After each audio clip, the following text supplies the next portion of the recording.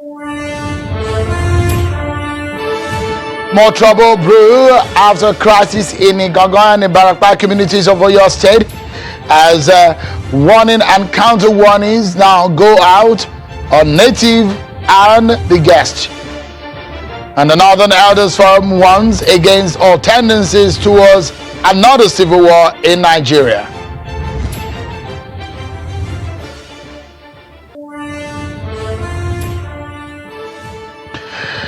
Hello everyone from around the world, wherever you may be watching. This is Politics Today live on Channels Television. I'm Sean Kimalia, Channels Television's global headquarters here in Lagos, Nigeria's commercial hub.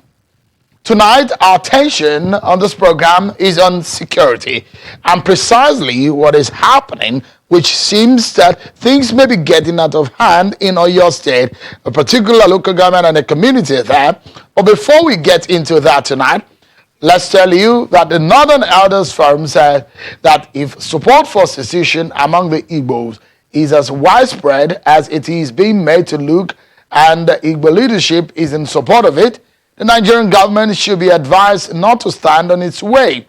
The forum at a briefing in Abuja says that under the current circumstances, no Nigerian should welcome another war to keep the country together.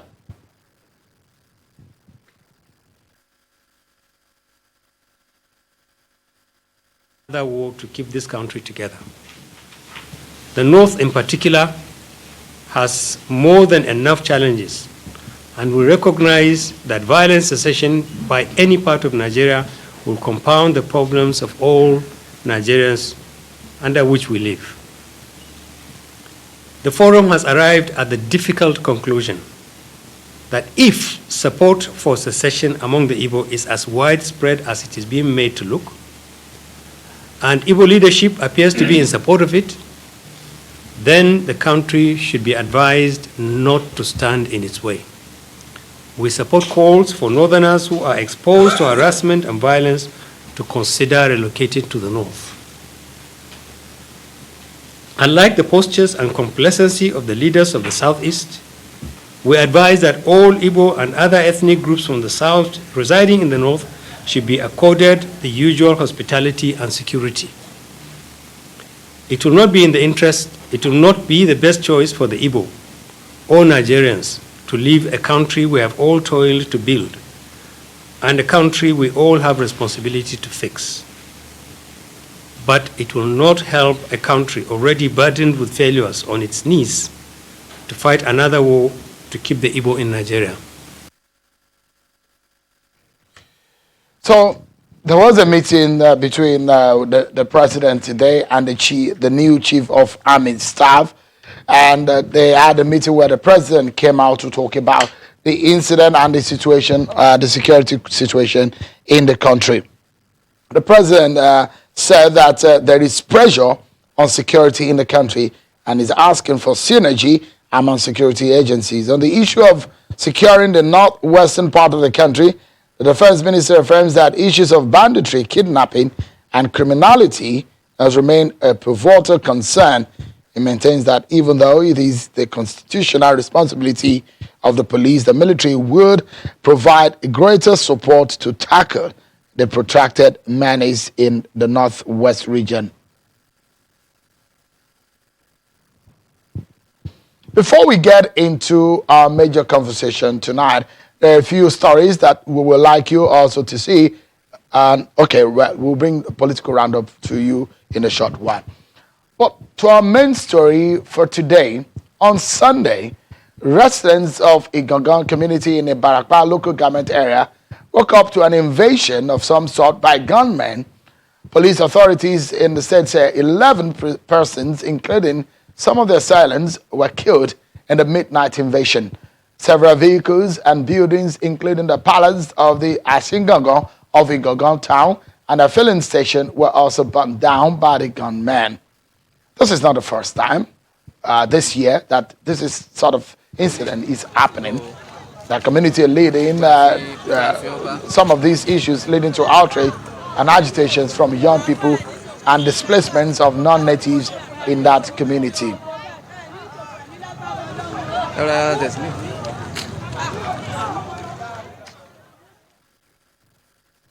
Of course, another incident that happened not in Oyo State this time around, where 20 persons have been confirmed killed and many others wounded as suspected herdsmen attacked Oduegbo village in Agatu local government area of Benue State.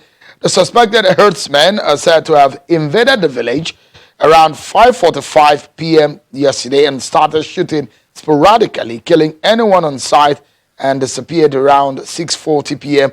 after killing so many people. Eyewitnesses said the herdsmen, who were believed to have come from Nasarawa State, passed through the neighboring Gua West local government area in guerrilla style, took them unaware, saying the high number of casualties is due to the fact that it was Sunday and most people were at home. We stay with the situation, the security situation in some part of Oyo State, and precisely in the Barakpa local government area. So, one of the reasons why this is very important, every life of any citizen of this country is very important, and any danger or threat to it becomes a major concern for us here, and we discuss how this kind of situation will not happen again. The Barakpa situation is significant because it caused a major security worry in Oyo State, where non-natives in those communities were sent packing when this kind of incident happened in the first place. And when you hear this kind of thing, there are reprisals, and this kind of situation keeps dovetailing. How do we hope that this will not happen again? So tonight, we have the senator representing the area in the National Assembly, Senator Kola Balogun. He joins us from Abuja. Thank you, distinguished senator, for joining us tonight. And here in our Lagos studio, thank you, Sean. Thank you, Senator. And here in the studio is a security expert and the former director of the Department of State Services, the DSS, Mr. Dennis Amakere. Thank you so much. It's a pleasure having you again on the program. Thank you for having me. Let's speak to Senator and give us a sense of what is happening. We hope and we believe, we pray that this kind of thing will not reoccur, but it's happening again. Southwest governors have condemned this attack and these killings the same way a lot of people condemned it, but it's happening again. Give us a sense of what exactly happened and what is happening. And we are hearing also there are warnings for people to leave that community.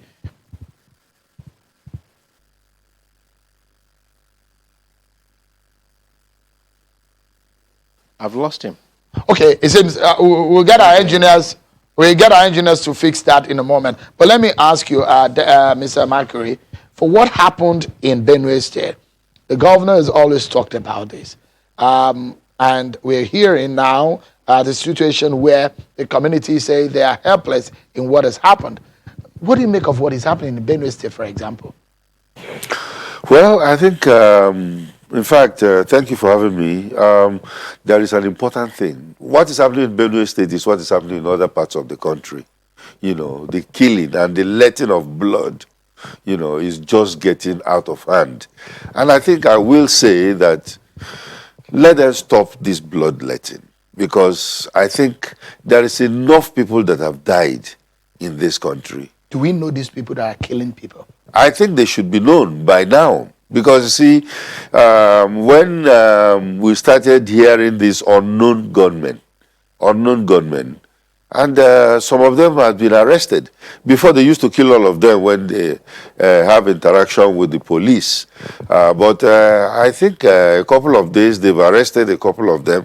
So they should interrogate them and tell us who they are, where they come from, and then take up the investigation from there. Because if you look at what happened in Igangan and look at what happened in this Agatu community, yes, it looks similar. They come surreptitiously in the cover of night. They come attack and they go. And one of the stories that we heard from the natives in Igangan, for example, is that they came on motorbikes and they come into those communities, they attack and go.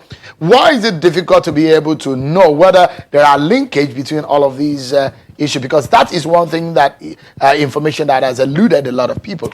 Well, we've heard about foreign invaders that have come in the cover of being herdsmen.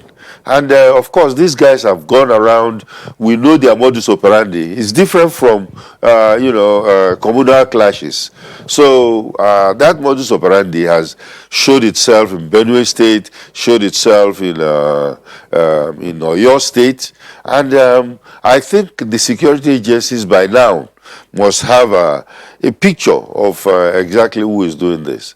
And if we know them, and if they are foreign, then why don't we try and get them out of this country? Because, they are splitting our country to smithereens. You think that the security operatives are overwhelmed? Well, I think they are too busy because they are very, they're occupied in many, many areas. There are too many battles going on at the same time. Let me get Senator to give us a sense of what is happening. These are your constituents. These are your people. You know them. You know what is happening. Give us a sense, Senator, if you can hear me now. What exactly is happening? What baffles one or what is worrisome now is the fact that some people have been want to leave this community. Things have escalated, isn't it? Well, Sheung, thank you for having me. Let me begin by saying that Oyo State, in particular, and of course the entire Yoruba land, have been one of the zones of this country that have been so accommodating to people from other parts of the country, regardless of their tribe. And so when you wake up suddenly and wake up to see this kind of thing happening, especially in a place that's been peaceful, that's been accommodating to people from all parts of the country. At least I know for a fact that people from all parts of the country who live in Oyo State, some have contested elections into local government offices, though some have been appointed into statewide offices. That is to show that Oyo State, particularly Oyo State, is not a place where you will expect this kind of thing to happen. Well, now here we go. And we're having it not the first time, not the second time, and it keeps happening. So I think that something is happening in this country. I think that our security architecture as we have it now is inadequate. I think we need to do a lot more, especially as a government. We need to do a lot more to tackle this security issue. Yesterday, I was speaking with some people in my senatorial district, especially the youths. They are angry. They are frustrated. It's even difficult for some of us to tell them to keep their calm because they are frustrated. Even the issue of self-determination agitation that you have everywhere, it's a function of a collective frustration as a people. This must not be happening. In Oyo State, we are devastated. People are angry. It is so, I'm heartbroken as I speak with you. It's just unbelievable. These people are savages, regardless of where they come from. And of course, the primary responsibility of any responsible government is to ensure security of life and property for the citizenry. On this score, we have not done enough. And this is why we're having this problem. Each time you talk about the centralization of security architecture, some people get worried. I think it's about time we did that because our army, the military is overwhelmed. And the primary core mandate of the military is really to ward off external aggression. But now we're actually putting them, using them for internal security, which is meant for police and other security agencies. So when we say let us decentralize our policing system, some people are uncomfortable with that. I think it's about time we did that. It's about time let's devolve power to federating units. Let every local government, every state take responsibility for security of lives and property of the citizenry in that locality. I think that's when we begin to have solution to this problem. So we're heartbroken, we're angry, we're frustrated. It cannot continue like this. The other time, when the Southwest governors came together and came up with this Amotekun concept. Again, some people are uncomfortable with that. And so far, we now know that Amotekun is working in collaboration with the police, with the SSS at the state level. They are working together. And so if the government, Southwest government, is now requesting from the IG to encourage these legal outfits, such as Amotekun, encourage them by granting them the license to be well equipped, just like every other security. Since the way they function, since their modus operandi is about cooperating and collaborating with other security agencies, I don't see why we should not do that. And of course, our intelligence network is also very poor. Let's take a breather. Let's take a breather. But we would like to know, because on several angles, your constituents are having this issue. On one angle, you have the custom issue that you have brought up on the floor of the Senate. On one angle, you have spoken about the security situation. But we are here, and I'd like you to clarify that for us, where people are being told to leave the community. If that is true, we'd like you to give us details of what is happening exactly. We have Dennis Amakri also here, a former director of DSS. Stay with us, everyone. We'll be right back. We dig deeper into what is happening in the Barakpa. Why and how will these be curbed permanently? Stay with us, everyone. We'll be right back.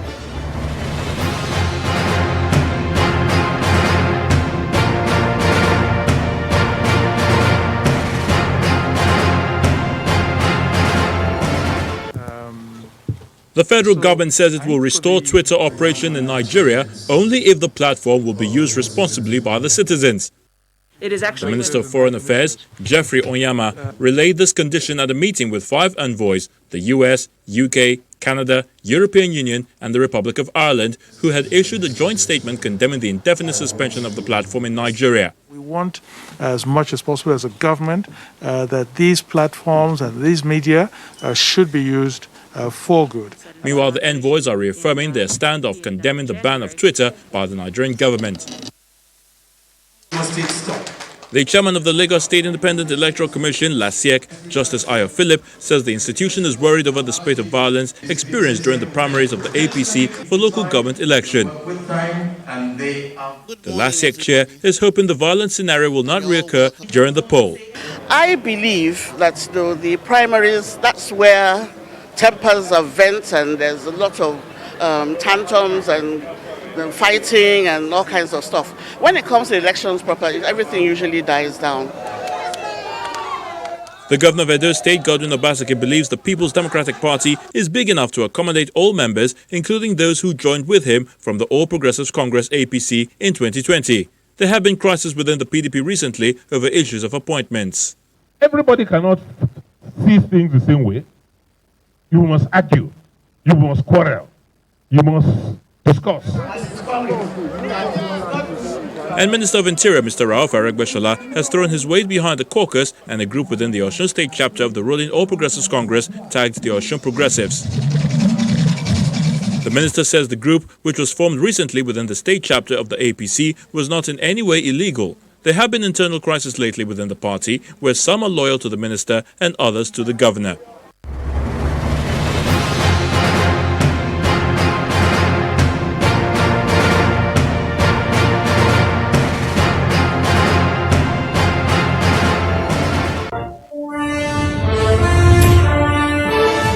Thank you so much, everyone, for staying with us. It's the security of this country that gets us working tonight. My guest is Senator Kola Balogun, Senator from Oyo State, where his constituents experienced some kind of attack on Sunday, and he's talking to us about that situation. Mr. Dennis Amakri, a former director of the DSS, giving some expert opinion on what is happening and what we need to do as a people. Thank you so much, gentlemen. Before I get back to the senator, I like Senator also to react to this. But you heard what the Northern Elders Forum said on that soundbite we played earlier in the program, where they're advising and encouraging some Northerners who are living in the southern part of the country who are uncomfortable or who are exposed to attacks to come back home. What's your take on that kind of statement? I just go ahead and remember 1966, 67, when there was this massive exodus from the north. You know, you heard about the last train from the north, where many Southerners were, you know, some of them wounded, some dead bodies were transported down to the south. And it was not quite 1 week after that train arrived in Enugu that Colonel Odumegwu Ojukwu at that time declared the Republic of Biafra. Now, we are rewinding history whereby people are saying that, okay, if we're not going to be the same country again, then let people go back to where they come from. But is that really what we wanted? Because you can see that the interdependency of Nigerians, that's why some people are saying that, you know, talking about the division of this country is a no-go area. You know, but at the same time, when you look at it and say, oh, okay, if we cannot live together, then that diversity, that unity in diversity has broken apart. So, are we ready to do that or not? We have a legislature, which is the first arm of government, you know, arm of government. That's why, in fact, when the senator was talking, I was within myself, I was saying, well, they are the ones to start it, because it is the legislature that will handle that constitution that changes whatever. The executive is just there to carry out the order. So that statement is dangerous, and it could spiral. The statement, I think, is one that the security agencies should look into, because you are indirectly telling Nigeria to break up. Senator, what's your take on that kind of statement coming from the Northern Elders Forum? Well, Sean, thank you. The question we should ask ourselves really, how did we get to this level? If the Northern Elders are saying those Northerners who are living outside the North should come back home, and if you have people either in Oyo State or in Southwest saying people should leave their domain, then we have serious problem on our hands. And these are people that have lived together peacefully, cooperatively. There have even been some cases of intermarriage among Nigerians. Like I said earlier, Oyo State was a mini Nigeria. And so everybody is expressing our collective frustration as a people. You know, if people who have been living together are now saying to the intent, oh, that Israel, then we have a problem. And this is when the government of this country must wake up at all levels. We must wake up to ensure that we justify our mandate as a government. We must do the needful. Where we need to devolve power, like where we need to decentralize. Well, Senator, you are part of government. You are government as you're seated. You are a senator. You are in the National Assembly. So we're supposed to be telling you this. We're supposed to be asking you the same question that you are throwing at us, that the government needs to do what they need to do. I mean, because people are dying every day. What then do we need to, everybody seems to be confused. So the National Assembly has a responsibility, isn't it? Well, the National Assembly has a responsibility, and of course you are with the Constitutional Committee, I think in Lagos or so. And this is why we are taking that item, particularly that item, as a very serious one. This is why we are looking at it, because unless we actually decentralize the policing system, unless we allow each communities and local government areas and each state to take responsibility for their security situation, we will continue to dance in circle. So the National Assembly is working. I've been discussing it. I've been talking about it, and this is why it's also on the front burner of this current constitutional review exercise. So I hope that at the end of the day, the yearnings and aspirations of Nigerians, especially majority of Nigerians, as far as this particular topic is concerned, will be met by the leadership of this country. So it's something that we're looking at, and I'm sure it's something at this present. Just before I got to your studio, a friend of mine called me, and he was also talking, I was worried about the current situation. Then he told me that we're now slipping into obedient state of nature. I say we're already in a obedient state of nature. We're not slipping. Where life is brutally short and nasty. So we can't carry on like this. And so the National Assembly, the executive arm of government, all government at all levels, we must come together and provide solution. And if the constitutional amendment is the way to go to do it, why not? So this is my take on that. Briefly, Senator, because there is one more question I would like before I come to Mr. Amakri. Amotekun is active. That's what we hear and we know in Oyo State. Why did this attack happen and where is Amotekun? Because that's the question people will be asking. Well, Amotekun is working, like I said, Amotekun has been working even with the police. As a matter of fact, the situation would have been worse, but for Amotekun and other local security outfits. Because from the report that I got, the people that came to invade had bigger plans than what happened.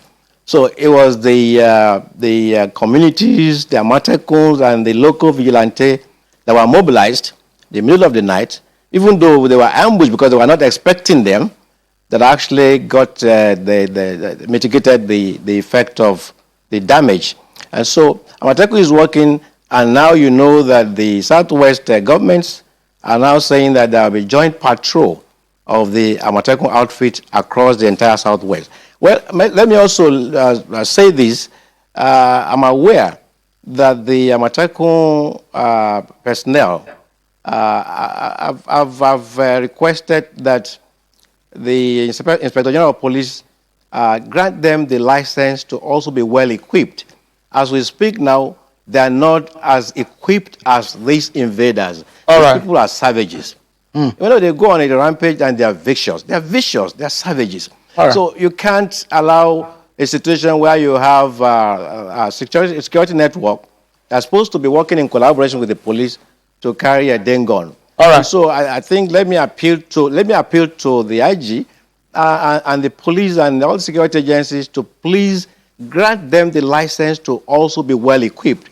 As long as what they're doing is in support of what the police is also doing.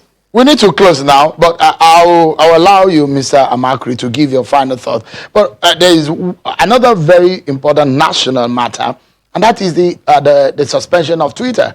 The EU, the Canada mission in Nigeria, the UK and the US, they all come together. They met with the foreign minister and they still came out to say, look, we still stand on the fact that it might be an undemocratic move by the government of the day to suspend Twitter.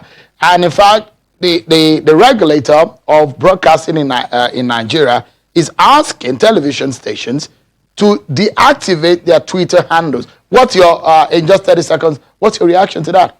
Well, I think that decision was taken in haste because it shows that we still don't understand the youth population of this country. The youths, because that's their language. That's where they communicate, and that's where they do their business. And if we don't understand it, you know, then we'll make a mistake. So, in fact, maybe just before I enter this studio, I've seen where they said that the government is going to lift the ban on Twitter, but Twitter must act responsibly. All right, Senator, we're out of time. We just have 15, but I'll allow you to just make a statement on that. What's your take on NBC saying television station to deactivate their Twitter handles? Just in 20 seconds, please. Well, I agree with the last speaker that that decision was taken in haste. And of course, you know that we have a very large youth population. And they're feeling very, very frustrated about this decision. But I'm happy also that I've also heard the fact that the government and the organizations are working together to resolve this lockdown. We can't afford not to have Twitter or any other social platforms such as Twitter in this country. So we have to work together. Senator Kolabo Logan, thank you so much indeed. It's a pleasure having you on the program tonight. And as always, Mr. Dennis Amakri, our friend, thank you so much for coming tonight. Thank you so much for having me. But that's our show for today, everyone. Many thanks for watching. I'm Chiho Kimale. Bye-bye.